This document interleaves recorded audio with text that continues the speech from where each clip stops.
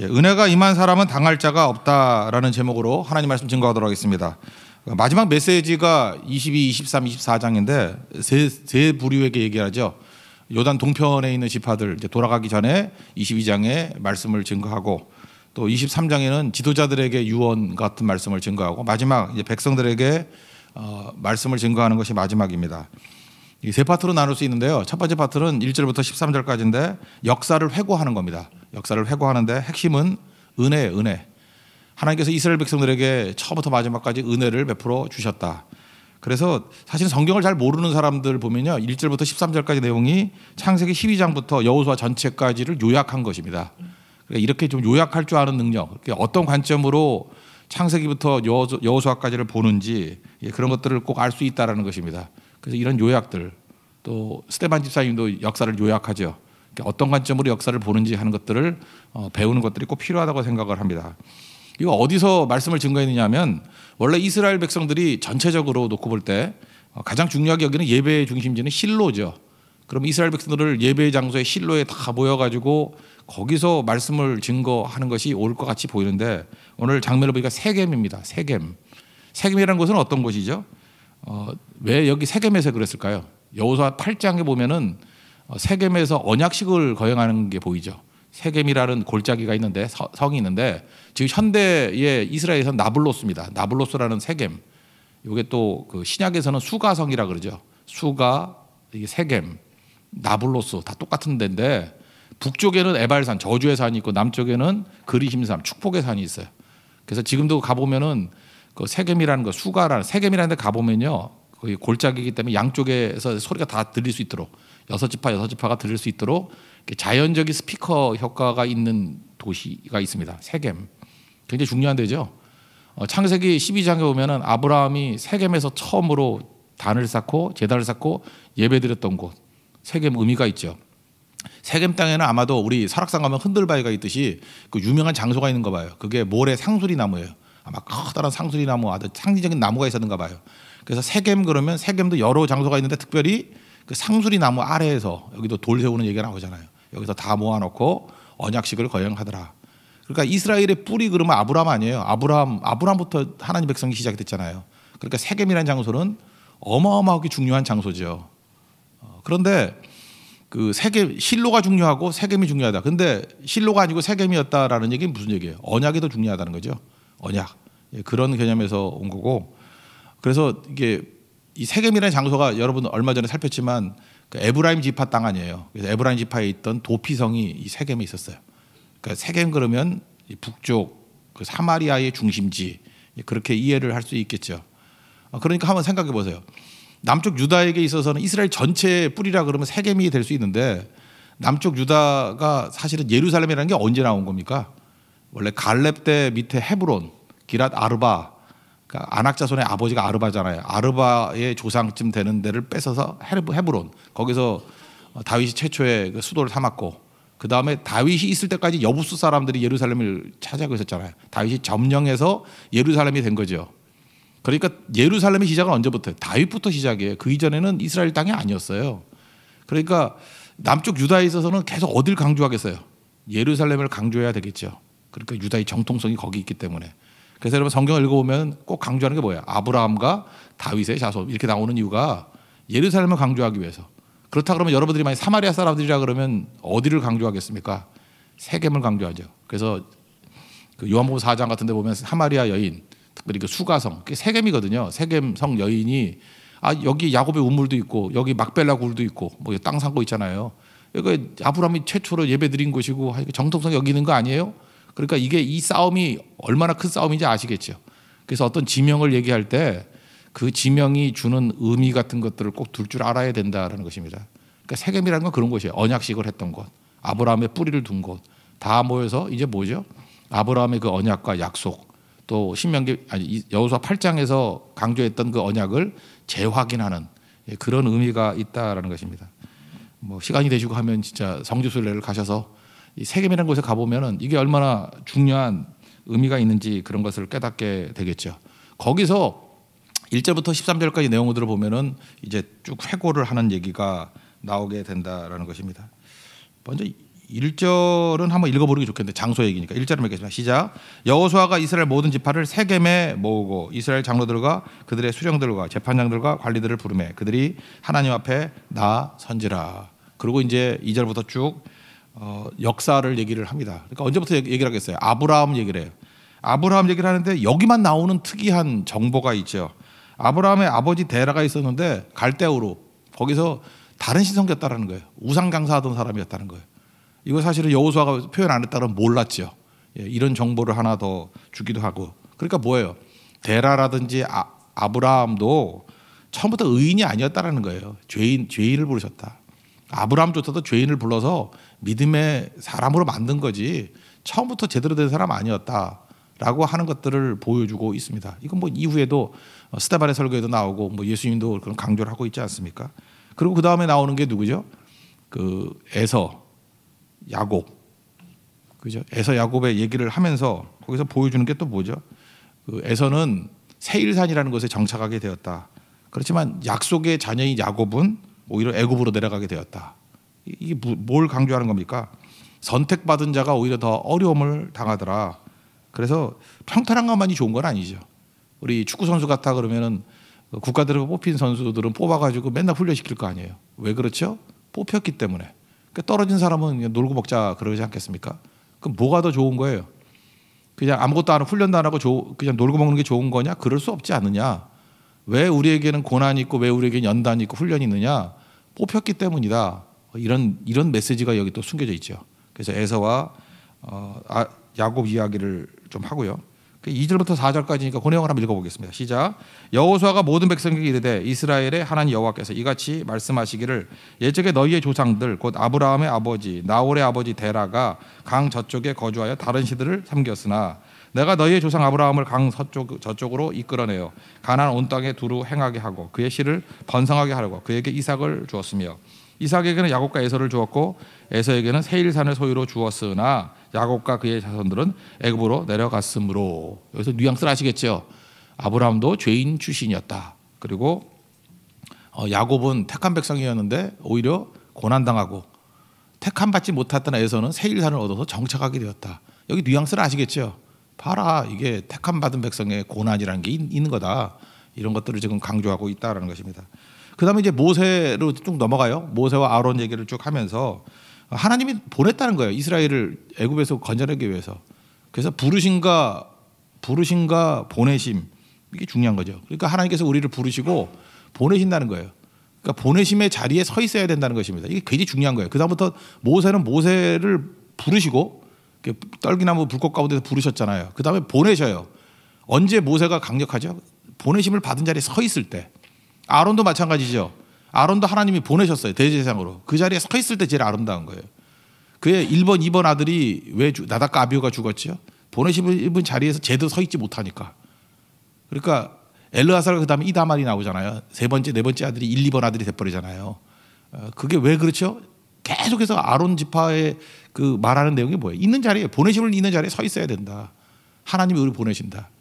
우리 어제도 살폈지만 하나님이 모든 일을 하시잖아요. 하나님이 일하시는 방법은 뭐죠? 사람을 통해서. 그러니까 하나님은 사람을 통해서 일하신다는 거예요. 그게 하나님이 일하시는 방법이다. 그래서 모세를 통해서 일하셨다. 아론을 통해서 일하셨다. 그러므로 우리가 보내심을 입은 자리에 서 있을 때 하나님이 일하신다는 거예요. 이게 되게 중요한 신학이죠. 그러니까 보내신 자리에 서 있으면 역사는 하나님이 하신다. God works. 하나님이 일하신다. 그리고 예를 하나 드는 거죠. 홍해에 애국 군대가 막 따라왔을 때 하나님이 일하시니까 뭐 얘네들이 한 일이 뭐가 있어요? 다 몰살시켜 버리지 않느냐. 그래서 홍해의 대승리. 그래서 시험같이 보이고 어려움같이 보이는 것이 오히려 더 큰 승리를 주게 되는 어떤 계기가 되었다. 이거 뭐 다 아는 얘기들이잖아요. 바로 전 세대니까 그 얘기를 하고 있습니다. 5절부터 7절까지 읽겠습니다. 시작.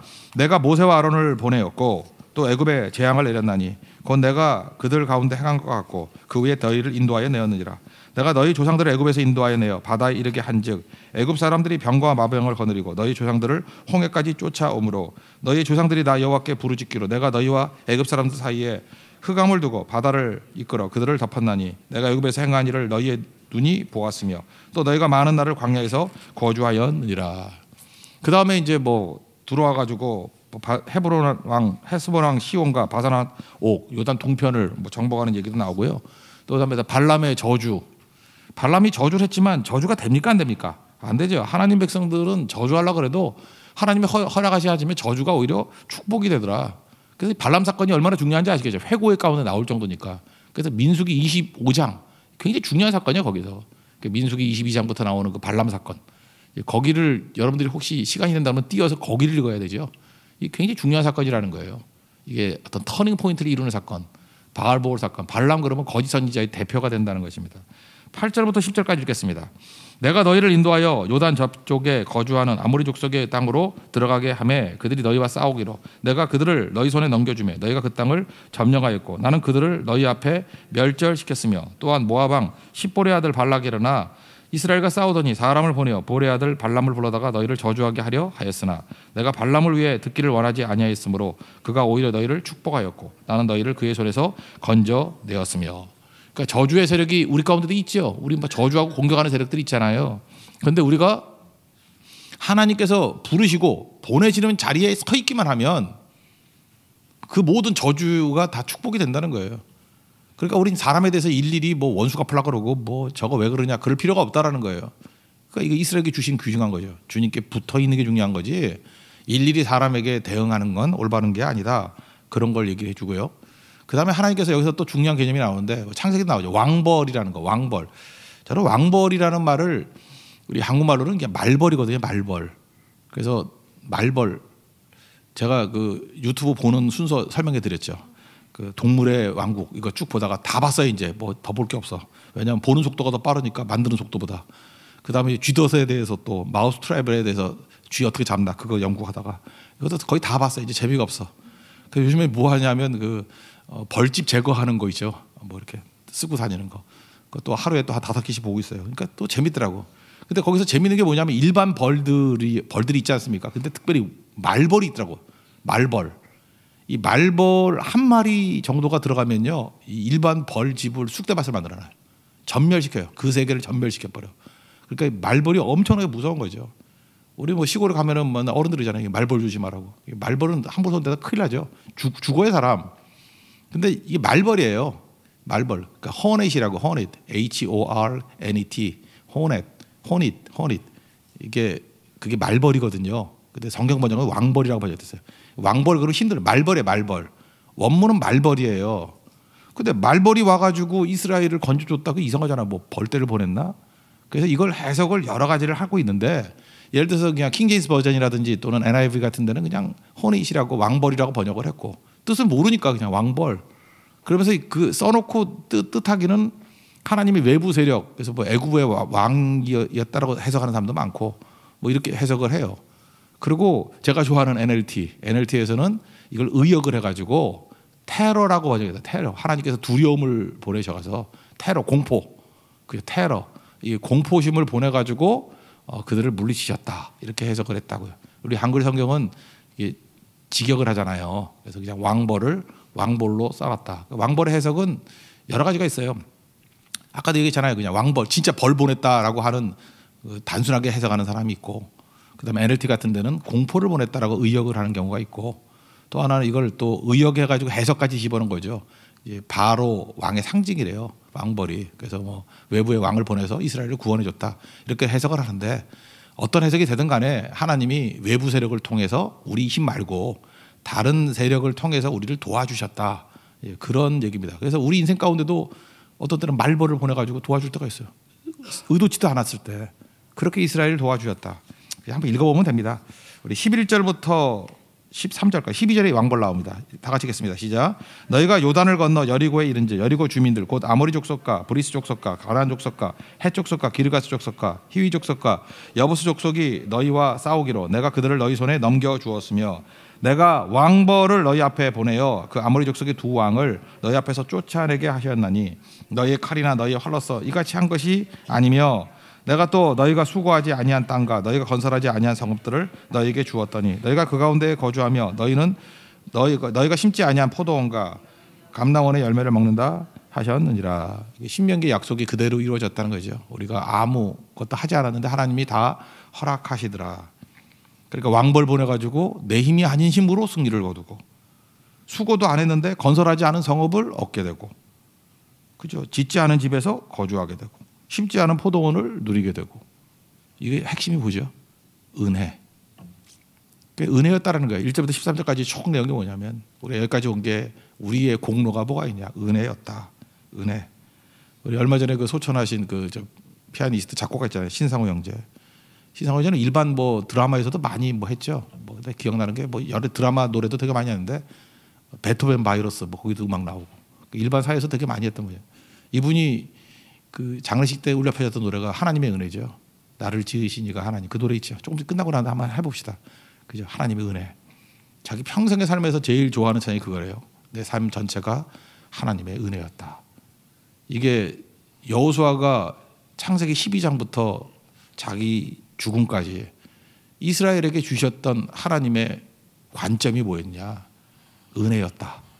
그러니까 여기서 여호수아의 신학을 할 수 있죠. 여호수아는 뭐로 해석을 한 거예요? 은혜로 자기 역사를 본 거예요. 여러분 이런 관점이 되게 중요한 것이면 여러분의 일대기도 한번 돌이켜 보십시오. 그래서 은혜를 이렇게 풀어나가 보라고요. 그럼 이렇게 쓸 수 있다고 내 인생을 그냥 태어날 때부터 지금까지 은혜를 이렇게 요약하고 서술해서 우리 후손들에게 물려줄 줄 아는 그런 모습이 꼭 있기를 원합니다. 그 다음에 이제 14절부터 24절까지 내용은 결단하는 거죠. 뭐 순서상 그렇죠. 이게 하나님의 은혜의 역사가 있었으니까 하나님께 경배하고 하나님 신실한 마음으로 나아가면 이렇게 은혜를 주시더라. 그러니까 너희는 어떻게 해야 되느냐? 이제 결단해야 된다는 거죠. 결단이 뭐예요? 결심하고 끊어버리는 거죠. 끊기를 결심하는 거. 이제 우상 다 끊어버리고 하나님만 잘 섬기자. 그래서 얘네들 가는 곳마다 우상 숭배했거든요. 그래서 데라가 갈대우리에서 섬겼던 우상.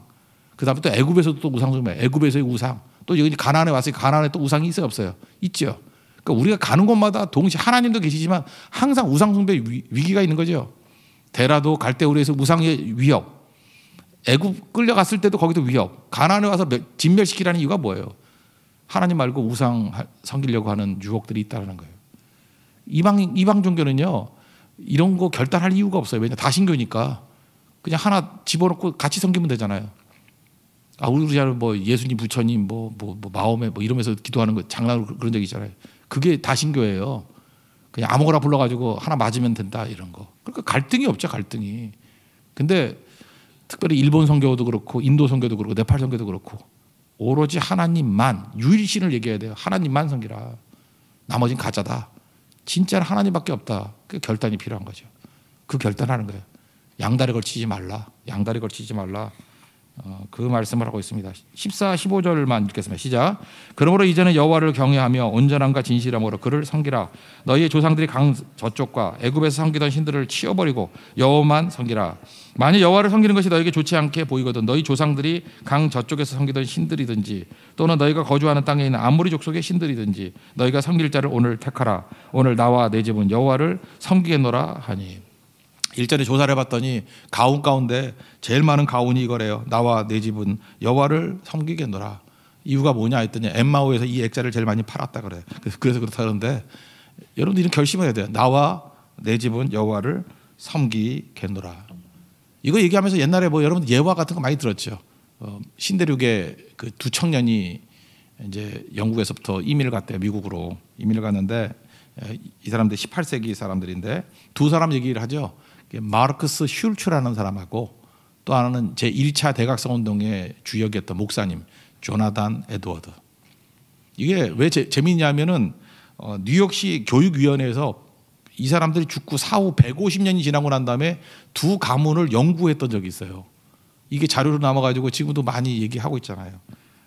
그 중에 하나가 뭐냐면 이 마르크스 슐츠라고 합시다. 슐츠라는 사람은 이렇게 생각했어요. 가난하니까 이민 간 거 아니에요. 내가 이 신대륙에 와가지고 미국에 와가지고 이제는 열심히 돈을 많이 벌어가지고 후손들에게 돈을 물려줄 거야. 그래서 뉴욕에서 술집을 차렸어요. 그래서 돈을 엄청 벌었습니다. 그래서 자손들에게 다 물려주고 조나단 에드워드는 내가 미국에 온 이유가 돈 벌려고 온 게 아니라 신앙의 자유를 갖기 위해서 마음껏 예배드리고 나는 돈을 유산으로 물려주는 게 아니라 신앙을 유산으로 물려줘야지. 나와 내 집은 여호와를 섬기겠노라. 이 말씀 가지고 신앙을 유산으로 섬기겠다 이러고 살았다는 거예요. 그래서 뭐 목사님 가정이니까 철저하게 헌신했고 1차 대각성 운동의 주역이잖아요. 150년이 지나고 난 다음에 뉴욕 교육위원회에서 조사를 해봤더니 쭉 한번 읽어드려 볼게요. 뭐 인상만 받으면 돼요. 슐츠 가문이 1,062명의 자손이 있었는데 감옥에서 5년형 이상 받은 사람이 96명, 창녀가 65명 나왔고 정신 이상자, 알코올 중독자가 58명, 자기 이름도 못 쓰는 문맹이 460명, 정부 보조금으로 사는 사람이 286명. 그래서 다 합쳐봤더니 이 가문의 정부 세금이 얼마가 들었냐? 1억 5천만 불이 들었대요. 1,800억. 그래서 나라의 짐이 되는 가문. 이게 결론이에요. 조나단 에드워드 가문은요, 150년 지나가니까 896명의 자손이 나왔대요. 선교사 목사가 116명 나왔고, 프리스턴 대학 총장 외 대학 교수가 86명, 군인이 76명, 고위 공무원이 21명, 그다음에 장로, 집사 뭐 286명, 세금 쭉 내는 사람 한 명도 없었다. 뭐 이런 얘기예요. 뭐 약간 의도적으로 뭐 하는 것도 있겠죠, 그죠? 그렇지만 여기서 중요한 게 무엇입니까? 돈을 유산으로 남기면 슐츠 같이 돼 버리고 신앙을 유산으로 남기면 조나단 에드워드 같이 된다. 뭘 남기시겠습니까? 뭘? 우리 나이 들어가 잠깐만 자식들에게 그 재산 남겨주려고 그래요. 그럼 망해요, 그지? 슐츠 같이 된다니까요. 그런데 신앙을 유산으로 남겨두면 그 영원히 빛나는 가문이 될 수 있다라는 것입니다. 그래서 결단하고 잘 섬기자, 이제 다짐하는 거예요. 다짐하는 거. 그리고 너희들이 언약 맺어라. 그러면 이게 뭐 돌들도 들었다, 돌들도 증명한다. 그것만 읽어볼까요? 22절부터 24절까지 읽겠습니다. 시작. 여호수아가 백성에게 이르되 너희가 여호와를 택하고 그를 섬기리라 하였으니 스스로 증인이 되었느니라 하니 그들이 이르되 우리가 증인이 되었나이다 하더라. 여호수아가 이르되 그러면 이제 너희 중에 있는 이방신들을 치워버리고 너희의 마음을 이스라엘 하나님 여호와께로 향하라 하니 백성이 여호수아에게 말하되 우리 하나님 여호와를 우리가 섬기고 그의 목소리를 우리가 청종하리이다 하는지라. 그러니까 하나님 잘 섬기면 대대의 승리가 임하게 된다는 것입니다. 근데 문제는 뭐죠? 그 다음에 사사기에 가면 또 그게 아니라는 걸 볼 수 있는 거죠. 그래서 이것도 마찬가지예요. 우리가 섬길 수 있는 힘이 어디 있습니까? 여기 보니까요, 16절부터 이제 18절까지 보면 너희들이 16절만 한번 읽어볼게요. 백성이 대답하여 이르되 우리가 결단코 여호와를 버리고 다른 신들을 섬기지 아니하오리니 이는 우리 하나님 여호와께서 친히 우리와 우리 조상들을 인도하여 뭐 쭉 나오잖아요. 왜 그러냐면 너희들이 하나님 못 섬긴다 그랬어요. 근데 우리는 섬기겠습니다. 결심 갖고 안 되는 거죠. 그때 여호수아의 관점이 뭐냐면 너희들이 섬기는 것조차도 하나님의 은혜가 임해야 섬길 수 있다. 이건 로마서 8장의 얘기를 한번 한다면 로마서 8장이 왜 중요하면 삼위일체는 하나님이 다 나와요. 우리가 하나님의 말씀을 순종하고 살아갈 수 있는 이유가 뭐냐면 8장이 성령장이라 그러지만 성령만 나오는 게 아니라고요. 예를 들어서 로마서 8장 26절 같은데 이와 같이 성령도 우리의 연약함을 도우시나니 성령이 우리를 도우셔요. 연약함을 도우시나니 뭘 도와요? 기도를 도와요. 마땅히 기도할 바를 알지 못하나 말할 수 없는 탄식으로 우리 위해서 친히 기도해 주신다. 누가요? 성령께서. 성령이 우리를 도와요. 성령과 함께 우리 동행하는 거예요. 그런데 또 32절을 보니까 그 성부 하나님이 하신 일이 뭐예요? 자기 아들을 아끼지 아니하시고 우리 모든 사람을 위하여 내어주시니 그게 성부 하나님이죠. 그러니까 아들까지 주셨으니까 뭘 못 주시겠냐는 거예요. 다 주신다는 거예요. 성부 하나님이 우리를 도와주셔요. 믿습니까? 그죠? 그래서 성자 예수님이 하시는 일이 뭐예요?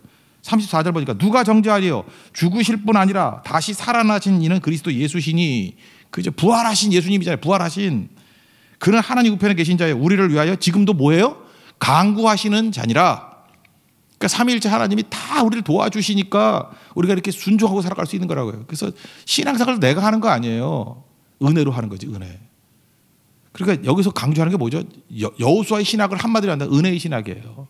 역사를 회고하면서 은혜로 여기까지 왔다. 그다음 너희들이 니네 힘으로 못 섬겨 이렇게 얘기하면서 하나님의 은혜 없이는 섬길 수가 없어. 물론 로마서가 없으니까 그렇지. 사실은 그 14절부터 24절까지 핵심적인 내용들을 묘사한다 그러면 로마서 8장 26절, 32절, 34절. 삼위일체 하나님이 도와주셨다. 26절 성령, 32절 성부, 34절 성자 예수님. 우리 도와주셨다. 이거보다 강한 건 없다는 것입니다.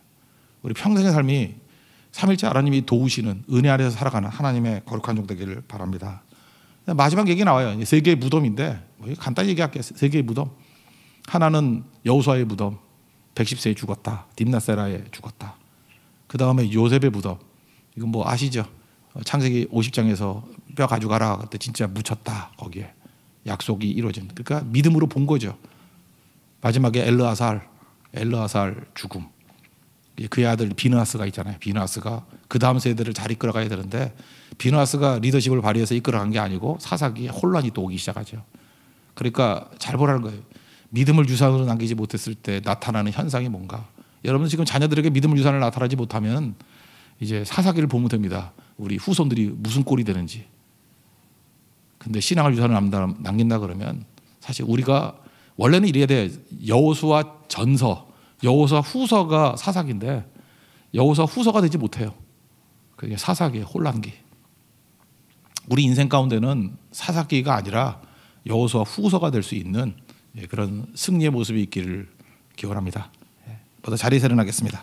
이 시간에 하나님 과거 은혜로 우리를 여기까지 이끌어 주셨습니다. 은혜가 중요하죠. 그 다음에 우리 하나님 내 삶이 은혜가 되게 해주시고 그 다음에 또 우리 후손들에게 하나님 은혜를 부어 주십시오. 그 모습이 있기를 원합니다. 우리 하나님의 은혜 찬양하도록 하겠습니다. 하나님의 은혜.